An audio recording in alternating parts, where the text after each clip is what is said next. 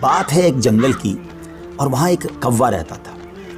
آپ جانتے ہیں نا، کوے کا رنگ بڑا کالا سیاہ ہوتا ہے، مگر وہ بڑا خوش تھا، بہت انجوائے کر رہا تھا لائف کو، طرح طرح کے کھانے کھاتا، اور رات ہوتی تو کسی بھی خوشبودار درخت پر جا کر رات بسر کرتا، انجوائے کر رہا تھا اپنی لائف کو۔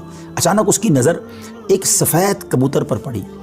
وہ سوچنے لگا کہ میں کالا اور یہ سفید، یہ کتنا خوبصورت ہے، کتنا اچھا لگ رہا ہے، مجھ سے زیادہ خوش تو یہ ہوگا۔ اب اسی خیال میں وہ پریشان رہنے لگا اور اسے رات کو نیند بھی نہ آئے۔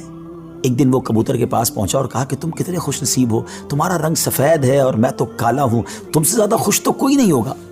کبوتر نے کہا پہلے میں بھی یہی سمجھتا تھا، لیکن جب میں نے طوطے کو دیکھا تو میں حیران ہو گیا کہ طوطے کے تو دو رنگ ہیں، میرے پاس تو ایک ہی رنگ تھا۔